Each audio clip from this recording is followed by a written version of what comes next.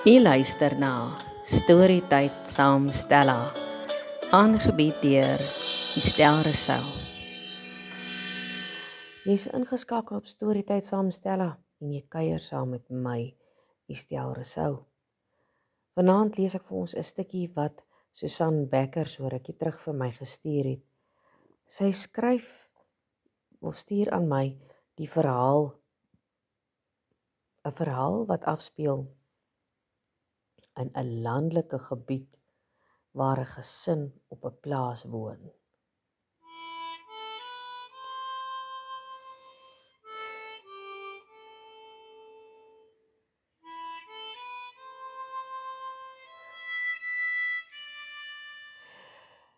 Die hele gebied loop erg deur onder uitmergelende droogte. Sake word vererger deur 'n hittegolf wat hom in die gebied kom staan maak het, wat lewe in die gebied amper ondraaglik maak. Op die lande staan die gesaaides in mekaar gedraai van die hitte. Die melkbeeste strompel moeg oor die dorre grasveld heen. Melkproduksie het feitelik tot stilstand gekom en die suipings is byna opgedroog.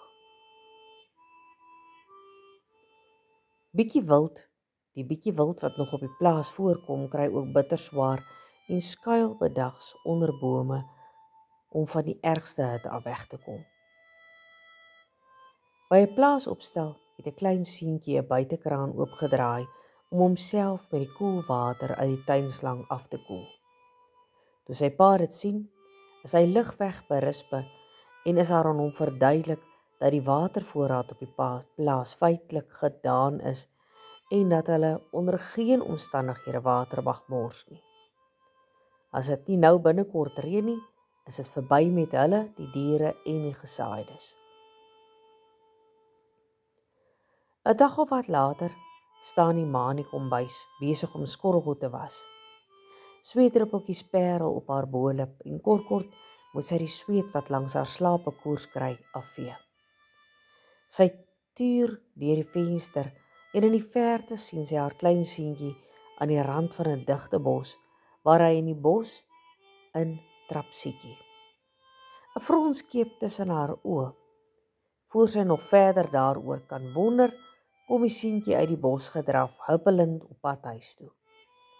Sy sien hom om die hoek van die huis verdwyn en sy gaan weer rustig aan met haar skorrelgoedjies. Nie lank nie of sy sien hom weer in die verte op pad bos toe. Hy stap stadig en versigtig in die rigting van die bos met sy handjies vreemd bakkant voor hom uitgehou. Sy kan die kind se eienaardige optrede nie verstaan nie. Sy maak haar voorskoot los en glip by die agterdeur uit op pad bos toe. Toe sy by die rand van die digte bos kom, hoor sy haar seentjie tussen die bome aankom en sy kruip stil weg agter 'n paar bome weg. Hy draf by haar verby, weer op pad huis toe. Sy kan sien sy gesiggie is rooi gebrand en sy voorkop nat van die sweet.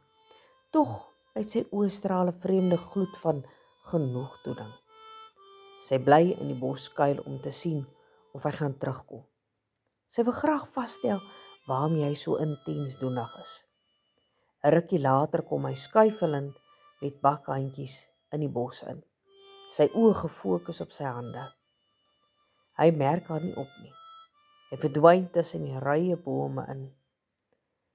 Dadelik volg sy hom gebukkend, versigtig om nie haar teenwoordigheid te verklap nie.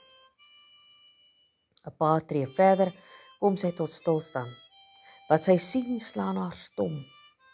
Sy kan haar hart hoor hamerslag in haar borskas en in haar ore suising. Sy kan nie glo wat sy sien nie. In 'n natuurlike opening in die bos staan 'n reuse blou wildebeesbil kop omlaag en 'n entjie verder kring 'n paar wildebees koeie koppe na binne. Haar seun skuifel steeds bakkant sonder enige vrees nader aan die kring koeie wat 'n natuurlike pad vir hom oopmaak. Sy wil gil van angs. Hierdie diere het die vermoë om hom in 'n oogwink te vermorsel, veral die bil, Tog is dit asof 'n stem haar weerhou om te gil. Haar lyf is lam en haar keel is droog. Sy sien hoe die koeie effens pad gee om die kring oop te maak. In die middel van die kring sien sy 'n jong wildebeeskalfie wat op die grond lê. Die versengende hitte het sy tol geëis en die kalfie lê verswak op die grond. Sy sien haar seentjie nader hardloop en uit sy bakhandjies laat hy die laaste oorblewende druppels water in die kalfie se bek drup. Die bul en koeie laat hom begaan. Dan besef sy meteens dat hy die heeltyd probeer om met sy handjies water aan te dra vir die uitgeputte kalfie. Sy sien hoe hy opstaan en met mening weer die pad huis toe vat. Sy staan op van waar sy hom uit haar skuiling dophou, toe hy slegs 'n paar tree voor haar is.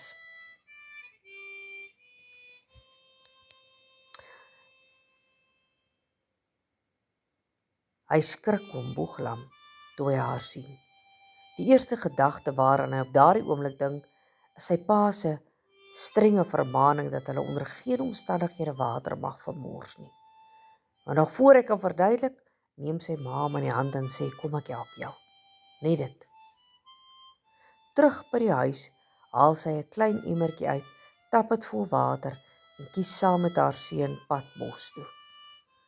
Toe sy by die plek kom, van waar sy hom 'n rukkie van tevore uit haar skuilplek dopgehou het, gaan sy staan.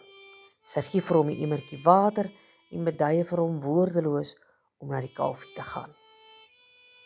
Hierdie is amper 'n heilige oomblik vir haar. Hier bly sy uit. Dis sy oomblik hierdie. Weer maak die koeie die kring oop en sien sy hom kniel by die kalfie wat homself stadig oplig en op wankelrige bene kom. Die kalfie begin suip. Sy voel lou warm trane in haar oë opwel en onbeskaamd langs haar wang afloop. Voor haar sien sy die mooiste daad van liefde en genade ontvou. Dis liefde en genade in aksie. 'n eerste genade.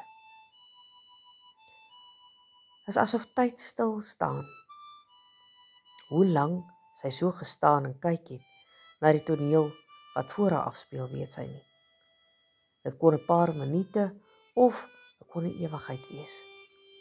Sy word tot die werklikheid teruggeroep met 'n klomp dinge wat te gelykertyd gebeur. Haar eerste gewaarwording is dat die son agter die wolke in verdwyn. Waar dit vandaan kom, kan sy nie begryp nie. Terselfdertyd staan haar seentjie vanuit sy knielhouding af op en draai om na haar. Sy gesiggie is die ene vreugde wanneer hy die leë emmertjie optel en stadig na haar toe stap. Dan hoor sy die dreuning van die weer en die blare begin ritsel as die wind deur die blare speel. Trane van dankbaarheid vloei vrylik oor haar wange. Sy neem haar seentjie se hand in hare en draai woordeloos om op pad terug huis toe.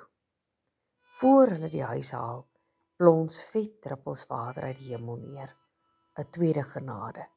Is asof die Vader sy seun wil uitstort om met 'n klein seentjie by hom kom stil staan het by nood.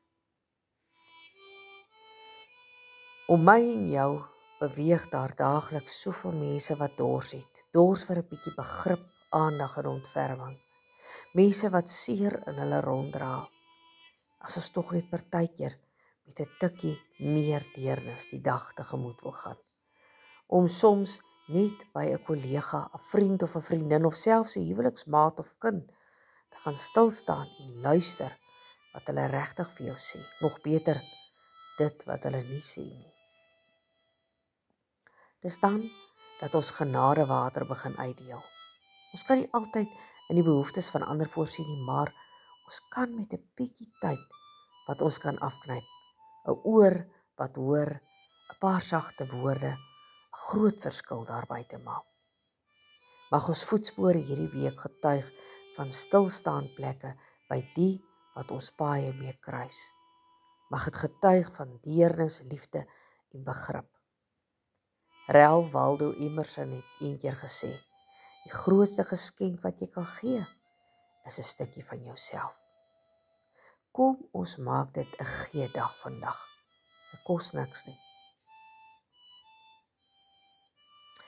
Nou ja, dit is my boodskap vir julle vanaand. Kom ons maak dit 'n gee-dag, 'n gee-week, 'n gee-jaar. Be blessed. And always, always be that blessing too. Ons luister daar in die agtergrond na Red Dead Redemption harmonika liedjies om die kampvuur.